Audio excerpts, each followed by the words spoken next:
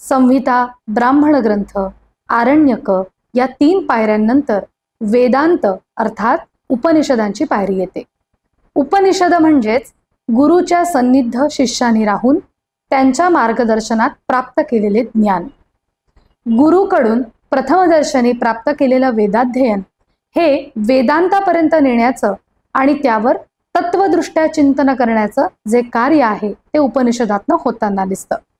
उपनिषदाची रचना ही मुख्यतः गुरु आणि शिष्याच्या प्रश्नोत्तर पद्धतीने संवादाच्या माध्यमाने पार पाडलेली दिसून येते। शिष्याने गुरुला प्रश्न विचारावे, गुरुनी त्याचे समाधान करावे, अशा पद्धतीने उपनिषद ही क्रमाक्रमाने पुढे जात असलेली दिसतात। उपनिषदांची संख्या आज बघितली तर 100च्या वर असलेली आपल्याला दिसून येते, पण आदि शंकराचार्य आणि मध्वाचार्य यांनी मान्य केलेली 10 उपनिषदच आज प्रमाण मानली जातात। उदाहरणार्थ ईशावास्योपनिषद, बृहदारण्यकोपनिषद, छांदोग्योपनिषद, कठोपनिषद, मांडुक्योपनिषद, मुंडकोपनिषद, प्रश्नोपनिषद, केनोपनिषद अशी 10 उपनिषद प्रमाण मानली जातात।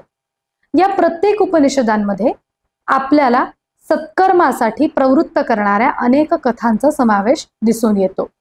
बरेचदा काही आख्यायिका आहेत, बरेचदा काही प्रश्नांची उत्तर आहेत जी उत्तम पद्धतीने उकलून त्यातलं आत्मज्ञान करून देण्यासाठी आपल्याला गरजेची वाटतात।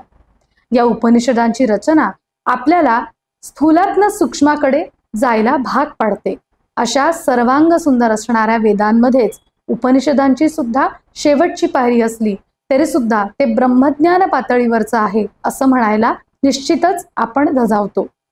उपनिषदांमध्येच एक नाव येतं ते म्हणजे श्रीमद भगवद्गीता, ज्याच्यातनं आत्मज्ञान, ज्ञान, कर्म या सगळ्यांचा संगम साधून नेमकं आपल्यामध्ये काय आहे, आत्मज्ञानाची प्राप्ती कशी होऊ शकते, ज्ञान म्हणजे काय, ज्ञानाची तत्व काय, यावर सुद्धा मोठ्या प्रमाणामध्ये भाष्य केलेलं दिसतं। या सगळ्या उपनिषदांचं अध्ययन करत असताना आपण कुठेतरी आपल्याला सापडत जातो हे मात्र निश्चितच।